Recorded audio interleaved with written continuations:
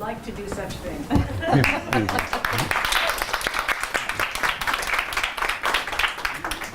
Well, that was wonderful. It's a pleasure to be here. And Cheryl, thank you for your kind words. I changed my talk title 5 times. The most recently, coming off the train at Grand Central about 20 minutes ago. The title now, and we'll stick with it, is Data as People, Information Rights and the Future of Human Freedom. So no big whoop. This is a reference to something else. How many of you have heard of this guy? Does anyone know who this is? Take a stab at it. No one? It is Henri Dunant. Does that ring a bell? No. Henri Dunant was a Swiss businessman who was riding in a carriage in the late 19th century during one of the Napoleonic Wars near a place called Soloff Reno. And he got out of his carriage, he was on a business trip, and he walked out 2 days after the battle had finished, and he found dead and dying soldiers all over the battlefield. And he was horrified that no one was taking care of them. And so he wrote a book about his stop at the Battle of Soloff Reno during this business trip, and it was called Memories of Soloff Reno. And from that book, what do we get? Come on. The Geneva Convention. So the basis of the laws of war in the modern era comes from Henri Dunant's Memories of Soloff Reno, and he took the proceeds of that book and used it to establish something called the International Comité de Croix Rouge. Any idea what that is? The International Committee of the Red Cross happened because of this man. And so I was thinking about, and I've told this story many times, but I always think it's important to tell it, is for me, I had my own Soloff Reno moment. And everything else I've done in my life since this picture, and everything I'll probably do after today, is about what happened when I was here. Does anyone have a guess where this is? This is Biloxi, Mississippi. So I was deployed with Oxfam America in the fall of 2005, 72 hours after Katrina hit landfall. I was probably somewhere in there near that water tower over by Division Street when this photo was taken. And I was sent on an initial assessment team to find out who had humanitarian assistance and who didn't. And over there, by Division Street, by the Division Street Baptist Church, we found an African-American community 3 days after Katrina had hit that still wasn't getting federal or state assistance from what's called MEMA, Mississippi Emergency Management Agency, or FEMA, the Federal Emergency Management Agency. And the human situation there was undescribable. And that was ironic, considering where I was coming from was the aftermath of the tsunami. I had been in Sri Lanka for almost 2 months, and the tsunami response was a cakewalk by comparison to Katrina, because what we were dealing with is a population here in Biloxi that basically the wave came like a blanket over this community, and these houses were very flimsy. And what happened is the storm surge came in so quick that a lot of people died trying to pull their elderly or disabled relatives up onto the roof as the water came up or their houses swept away.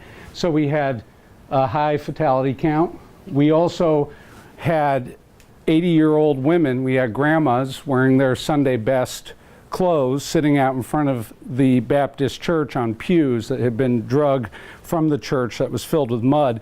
And I talked to these women. They were wearing their Sunday best because it was the only thing that they could carry with them since everything had been lost. And I asked the question, why can't we see these people? Because over on the other end of town, in the primarily Caucasian area of Biloxi, there were generators. Aid was being distributed. There were shelter centers. People were not sitting in mud. And we went over there and we took a look at what was going on in that community. And what do you think we saw that was different? Okay, you in the Hollister sweater, what are you typing on right now? What are you typing on? What's that device? Yeah, hold it up. It's a cell phone. In the African American community, that you can keep going, I'm not being that guy. Yeah. In the African American community, they did not have those to the degree that they had them in the primarily white community. Now, if you flash back 12 years, when most of you were knee-high to a grasshopper, you go back 12 years, and then there were prohibitive barriers for poorer communities to access a cell phone. Credit checks, data plans. Now, if you look at the recent Pew Charitable study from 2 years ago, we have seen cell phone adoption by low-income communities of color in the United States flip, and dramatically. And we're beginning to understand why that's happened. Now, cell phones are cheap. There are phone cards. The barriers to entry have declined. The market has expanded. And what we see is, based on the Pew studies, that poorer communities are using smartphones as their primary means of accessing the internet. But 12 years ago, that was not the case. And so you can say racism, and yes, racial disparity was a huge part of what happened and why those people did not get aid immediately. But what else was going on was digital invisibility. That our means of network connection were causing some populations to be brighter to responders than others. And now we are looking at that digital invisibility phenomena mutating and morphing through information communication technologies in ways that we don't fundamentally know how to even measure. So I was extremely affected by that experience. How in my country, in the United States, did we have men, women, children who were days without aid, who were of one color, and another population that got aid immediately. And so a friend of mine at Google asked me to write a memo about my experience. And I wrote a very long memo talking about how the next phase of disaster response would be about how we could fuse together what I called TSMD, temporal spatial metadata. Data about time and place from multiple types of inputs, how we were fusing that from satellites, from ground reports, from phone data, that in the future our ability to translate TSMD, time and place data, across multiple streams would be the basis of to what degree we could mitigate and to what degree we would increase digital invisibility. Since that time, unfortunately, my theory in there has been borne out by experience, to the point where now we are creating secondary, what I call big data disasters, from the fact that we do not have theoretical, nor technical, nor, as you're going to see in a little bit, ethical norms, basically standards by which we do certain things with certain types of data. And that means that not only has the solutions that we thought would save us from these problems in response not come to bear. In many ways, they've created secondary disasters that occur as part of the primary. Most recently, in the 2015 response in Nepal, which my team and I were engaged in doing satellite imagery analysis, there was so much data, we didn't know what to look for.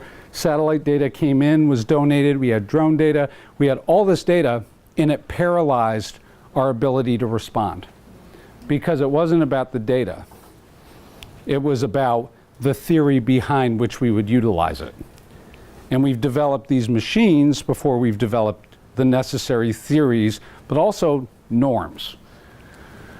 So after I wrote this memo, I went and did something completely different that I'm not going to talk about.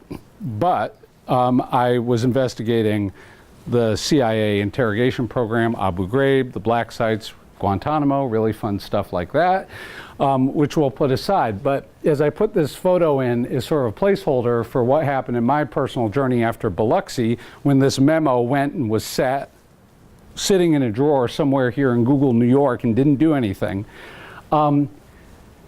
This photo actually is important for what we're talking about. This is an American soldier setting his camera up to take pictures of a man that they are torturing, putting on a box with electrical wires, thinking that if he steps off the box, he will be electrocuted. We entered, and Abu Ghraib was part of this, a post-normative world. Back to Henri Dunant in the Geneva Conventions, the idea that there were boundaries to behavior, that there were legal and social limitations to what was permitted. We are now looking at our normative frameworks as we go through the fourth industrial revolution. We are accelerating in technological innovation while international normative frameworks are disintegrating. And this is very important, that our technology is innovating faster than our values can keep up with them. So, I didn't think anything was ever going to happen to that memo. And then October 2010, in the midst of doing anti-torture stuff, I get a call from this guy. Has anyone seen that guy?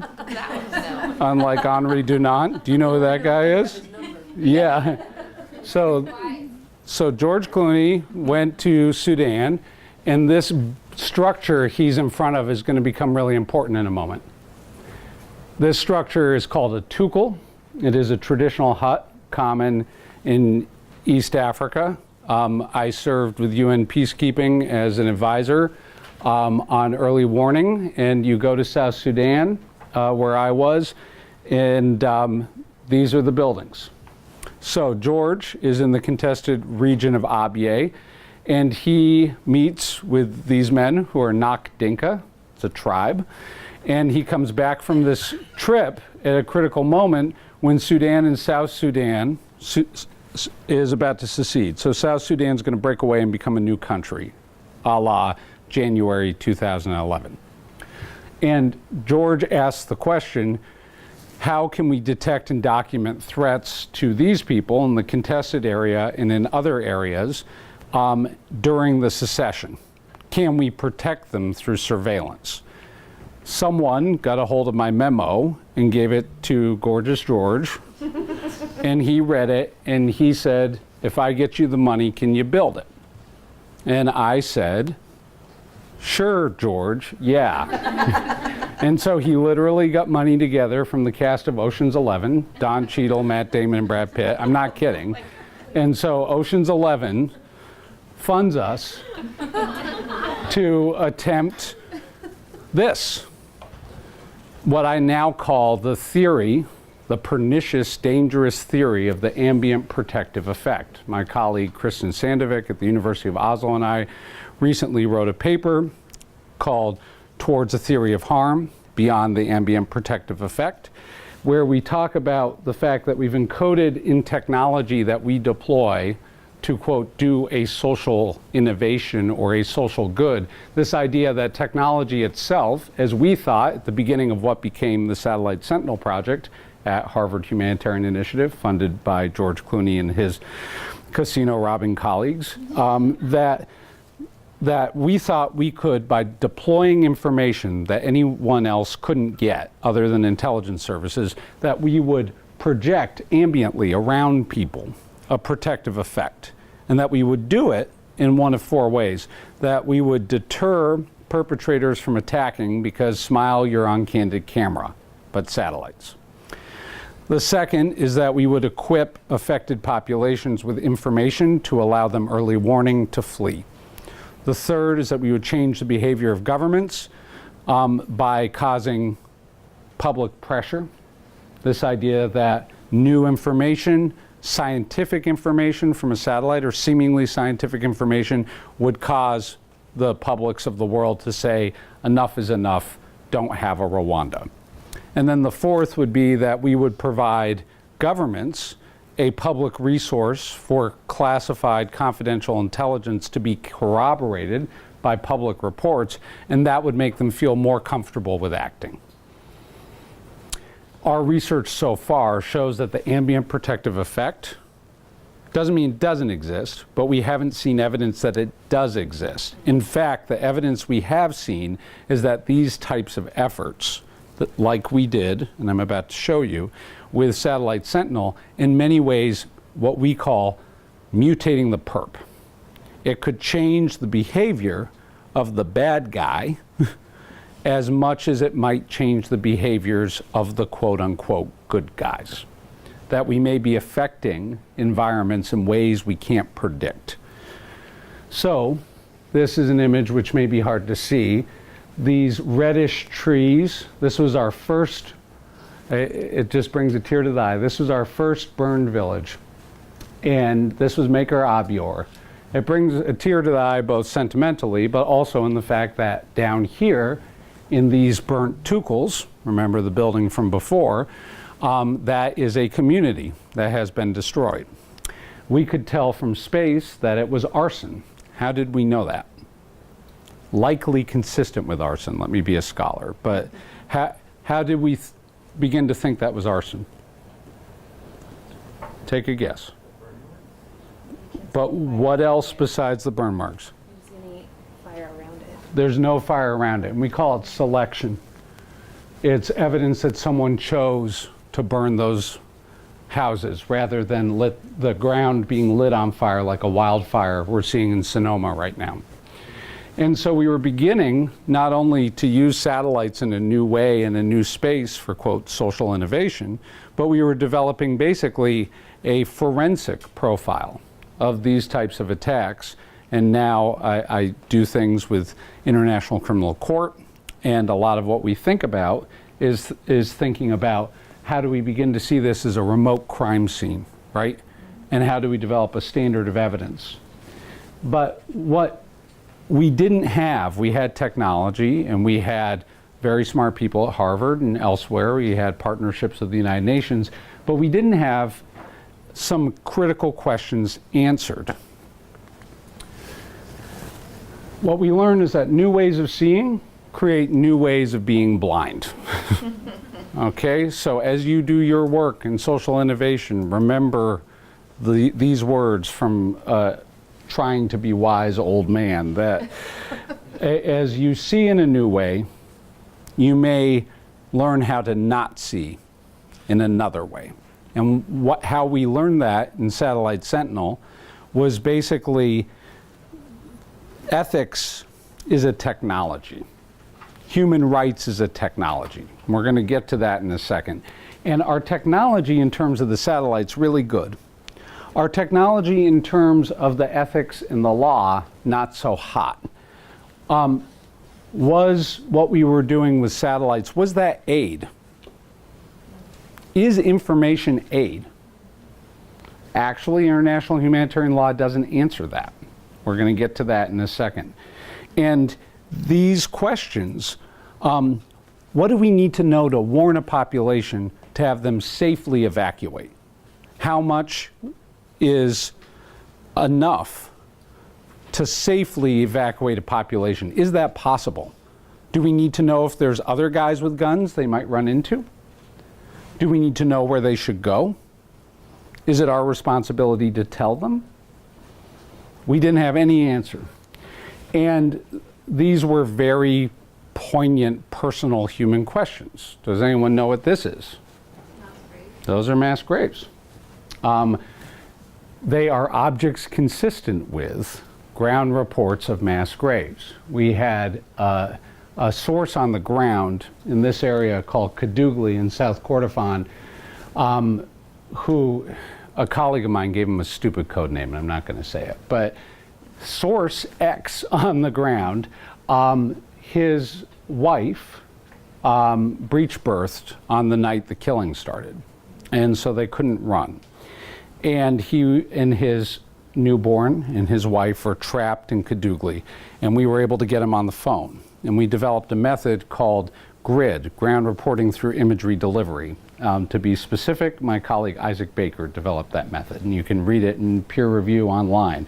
But basically, we gave him a grid map, alphanumeric, where we thought the grave was, and we had him identify where he thought the grave was, with showing him an old image. And we began to zero down, zero down. He walked from a radio tower, you can't see way up here, toe to toe, and we had his shoe size, and we measured the distance in the middle of the night, his time in the middle of the night, from the radio tower down to this site, where he believed there was one trench.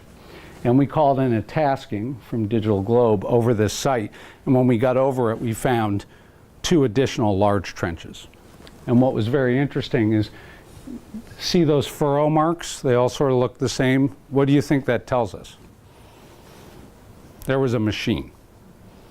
And the machine was likely there recently. You can see the freshly turned earth. The question about, think of this grave as an object. Who owns this object? Who owns the data about this object? What responsibility do we have to the dead and to the living by releasing the location of this purported object? We didn't know. So, let me give you some acronymic background here, and at any point I'm going too long, just flag me. So, PII, does anyone know what PII is? Personally identifiable information. How many of you have signed a user agreement on Facebook or Twitter? You have signed an agreement about how information that may be personally identifiable, right, can be used. But you're also talking about something else. And I coined this term, so I'm very proud of this acronym. DII, demographically identifiable information. In the 20th century, things like HIPAA, things like laws about medical privacy, right, govern how doctors and hospitals and medical institutions can share your PII. And so our ethics and laws are really about your personal identifiable information, right? Your blood type, your disease history, your social security number, your credit card information, right? But these PII laws and ethics are more and more anachronistic in an increasingly demographically identifiable information-based world. The things you build with apps, the things you build with AI are DII systems in many cases. And we don't even really have a good term other than my stupid acronym for what we are using, right? And so the question is, how do we translate our PII norms into a world that now has tech, like our friend in the Hollister sweater, that's running on DII information at large scale? Google is a DII industry, right? They are extracting large amounts of DII, and they're using that to gather insights about how to sell things. So, this, anyone know this? Egypt, Arab Spring. This is Tahrir Square. So, ending part 1 of our talk, and they're like, oh God. With Tahrir Square, there was this idea that somehow technology was going to free the Middle East, right? That the revolution will be podcasted, will be live tweeted, and somehow that crowds in their tech, their DII, is going to change the world, right? So Don DeLillo, the postmodern author, had a famous phrase from his book Mao Tu. He said, the future belongs to crowds. And when I learned this when I was in college in the 90s, I was like, Don, you're really smart. But tonight I say, no, Don, the future belongs to those who get to predict what crowds will do. So we had this wonderful idea before the dawn of digital technology that somehow crowds will be able to set political settlements political compacts will be able to change balance of power. And that may or may not be true. I am not a political scientist. But as a person who studies technology, I can tell you that this is also true. That increasingly, as we are learning, such as through what recent event, the 2016 election, that prediction power on crowds is really an arms race in which those who are securing that power have more power than crowds might. So now we get to this question.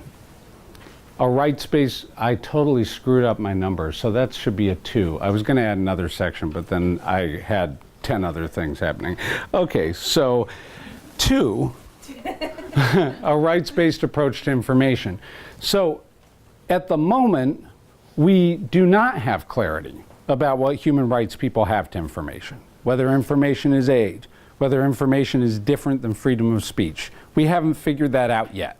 And we really have to figure that out, as you're about to see in a second, because information and how it's important to certain people is becoming more and more critical. So this is Ursula Franklin, who passed away last year. She wrote a book called The Real World of Technology, which you should read. And basically, to sum it up, Ursula says technology is not neutral. This is my distillation of some of Ursula Franklin's greatest hits. It is the aggregate of our assumptions, power arrangements, and aspirations as much as our science. Technology is as human as we are. It's as biased as we are. And the worst thing you can do is somehow think, because it uses electricity and ones and zeros, that somehow it's extra human or non-human. No, we made it. It reflects us in our biases. So this puts us in a very dangerous position. Now, this telescope represents our current paradigm or how we see a signal program, our current paradigm, and how we view technological innovation, right? We start by looking down the wrong end of the telescope, fixated by the promise of technology, what we think it might do. Does technology, we have these ideas, can technology democratize things? As we thought about with George Clooney, can it protect people? And so we think because we want that that's good enough. And then we try to operationalize it, right?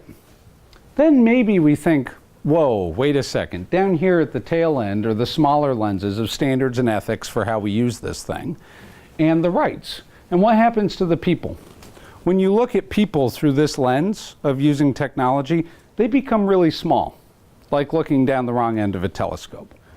What we think is if you flip it around and you start with asking a question before you even get to what tech we're going to use. What rights do people have and how are we affecting them? What standards and ethics do we need to realize those rights? How do we technically operationalize a rights-based plan for this technology? Then you get to the promise of technology at the end, right? So we've firmly got the cart in front of the dang horse. But when you straighten it out, the people come clearer into focus. So last year in the summer, I got really ticked off. And I told my team that I was tired of innovating. And that for almost 6 months, we were not going to innovate anything. And we would take the no innovation challenge. Because we were innovating without a net. We were affecting populations in ways that we hadn't answered a critical first question: what rights do they have? And so we came up with the signal code, available on signalcode.org and in stores near you. So we identified 5 rights that we didn't make these rights up. We said that they already exist in the Universal Declaration, in the international humanitarian law like Henri Dunant, the Geneva Conventions, and we set about trying to codify what are the 5 rights. People have a right to information in disaster, equal to food, water, and shelter. They have a right to communicate it. They have a right to receive it. They have a right to information as aid. And so, trick question, is there a right to water? Do you have a human right to water? Kind of. Where it exists is in the Universal Declaration as what's called an interconnected or subsidiary right of the right to housing. The right to water is a minimum requirement for viable housing. Information is often put in Article 19, which is freedom of speech. But what we've done here is said that now, with the advent of digital technology, it exists in Article 3, the right to life, liberty, and security of person. Going back to Sudan, if that information we had or someone else had could be life-saving for a population, it's no longer about freedom of speech. It's about the very means of necessary for their survival. That's a big deal. And what I'm going to tell you now, we'll get through the other rights really quickly. People have a right to be protected in how information is provided to them during disaster and crisis. People have a right to a minimum standard of privacy and data security. People have a right, and this is a tricky one, to data agency. This is where we deal with the question of non-consensual human experimentation and the issue of consent in general. What does data agency mean? We invented the term as an aggregate of several things, 3 things. When consent applies, doesn't always apply, but when it does, people have a right to consent to their data being taken and used. People have a right to be notified of activities involving their data. People have a right to informed participation in activities that are purported to benefit them or involve their data. And then last but not least, people have a right to rectification and redress when information collected about them or used on their behalf is wrong, right? Or hurts them. Sometimes it can be totally right and you can hurt people. And we found that out in Sudan. So, what? Yeah, great, you guys invented some rights. Why does this matter? What's it really gonna do other than be a thing you can say at conferences? So this is what it's all about. I love this photo. I collect, my hobby is collecting Syrian and European refugee migration mobile device photos. This is my favorite one. It is a family coming out of the Mediterranean on that raft. They've survived. There's the life jacket. There is a tablet. The boy is taking a picture of his family to show that they have survived. Okay, this is the big deal. How many of you have ever used WhatsApp? How much did WhatsApp sell for? To Facebook, how much? 16 billion. It's a lot of money. It is probably the first app in history and the biggest single app sale ever that the plurality of its daily active users at the time of sale were people running for their lives without a home. Vanity Fair called the Syrian and North African diaspora and the movement into Europe the WhatsApp migration. And I think that was a very good term for it. We are looking at the first hyper-networked refugee population in human history. There has never been a refugee population that has been connected like this. This is a big deal. Everything that happens next is going to be affected in some way by this trend. Out of this, we have a concept, and we call it predication theory. And that's where we get the idea of information as aid. We believe, and have not proven it yet, but we think we might, and God dang it, we're going to try, that now information is perceived by the affected populations, taking this Syrian population. Okay, so this is the hypothesis, bear with me, that information is perceived as more important than the traditional aid of food, water, shelter, medicine.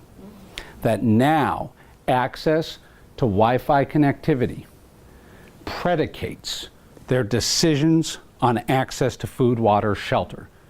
That they're predicating information networks, which are not about me, white guy humanitarian, they're about their informal networks.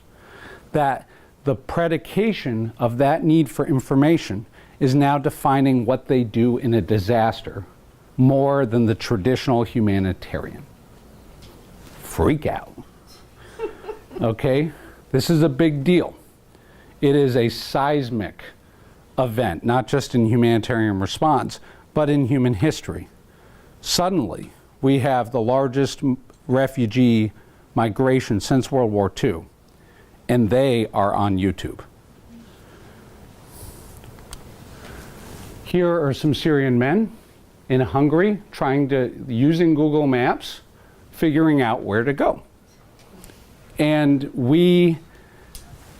this is very exciting.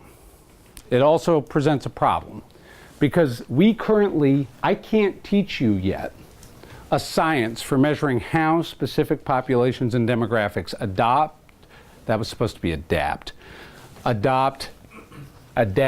affect, and are affected by information communication technologies. We think a lot, and you probably think a lot about in your class, in terms of user experience, right? How is the user experiencing this? But how is society and specific cultural contexts of societies being affected by sudden networked transformation? And we call this teledemography. How do we do a teledemographic assessment on a population to understand, say, in the Syrian population, gender disparities in cell phone access for women? If we are going to start, and we already are, delivering aid digitally, cash remittance, biometric identifiers, and we don't understand a theory of teledemography, then we have suddenly busted the entire humanitarian enterprise. Why? Because we, going back to Henri Dunant, are based on need. It's called the principle of humanity. But if we can't see human use of mobile devices and Wi-Fi in its difference, and if we can't measure it, then we can't deliver aid based on need in the 21st century and beyond.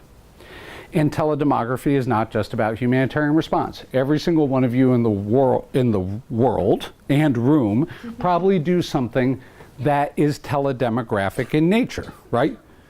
You are thinking about, how do I use an app to engage a community of, say, single mothers in a project somewhere in Queens, right?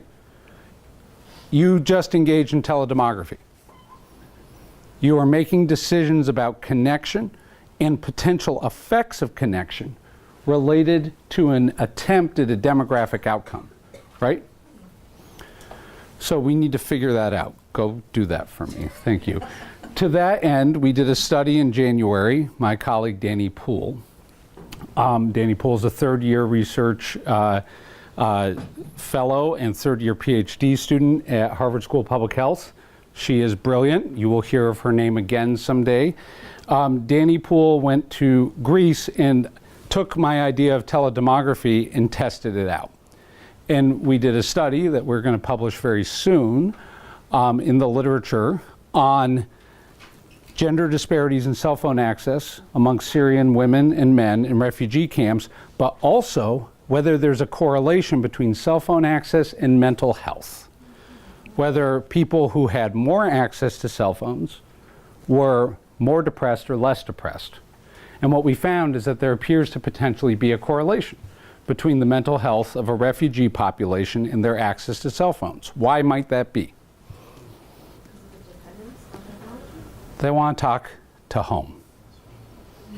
They want to talk to their families. Now, we are seeing that understanding how certain demographics in a population may be connected or not connected to others, and that may correlate to their health or humanitarian or mental status, is a big deal. So, the last part, as we slide into home plate here. I hate disruption. I'm sick of disruption. I'm tired of going to conferences where people are talking to me about disruption. I've spent the past few years basically the equivalent of that episode in Silicon Valley, where I think it's about making a better world. You know that one? I think it's about 10 guys all get up and they all say, I think it's about a better world. Yeah. And this idea that disruption is the goal, right? I'm going to disrupt this. I'm going to disrupt that. Let go of disruption. Luke, turn off the computer. Disruption is fundamentally, I will offer, traumatic to societies and to normative frameworks. And we know that from many moments in history. Here is an example that's going to lead us to another concept that comes after disruption, which I call absorption, and I'll tell you where that word comes from, and it's not from a paper towel commercial. This here is the Coconut Grove fire, and I'm obsessed with the Coconut Grove fire. It happened in the fall of 1942 in Boston, where I'm from, and it was before 9/11, in the period between 1942 and 9/11. It was the single largest building combustion event with the highest casualty count. 400 people died. And it was the night of the Boston College versus Holy Cross Sugar Bowl qualifying game. And Boston College was going to have their party at the Coconut Grove, which was the hottest nightclub in Boston. I did not intend that pun, but okay, that's tacky. But so basically, Boston College was upset by Holy Cross, and Holy Cross, to really put it in their face, went and had their party at where BC was going to have their party. So BC cancels the party, Holy Cross goes, and this is right at the very beginning of U.S. involvement in World War II, right? It's barely a year before the first anniversary of Pearl Harbor. And so this event happens, and it spread so fast that people were left sitting at their tables holding cocktail glasses dead. It was that quick. And a lot of people who did not die from smoke inhalation died from the stampede because it was overcapacity. That night, so many things happened that you all probably, or someone you know, have benefited from. The first use of a blood bank in America, that night. Two guys, Francis Hines Moore, another guy named Cope, were on duty, Harvard medical students, over at Mass General. At Boston City Hospital, the patients that were sent to Boston City disproportionately died. But at MGH, they all lived. Why? Because Moore started using something he called fluid resuscitation. Does anyone know what that is? It's called the IV bag.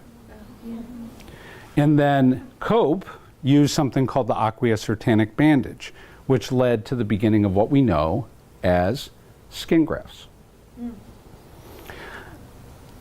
In New Jersey, a guy named Merck had invented something called penicillin.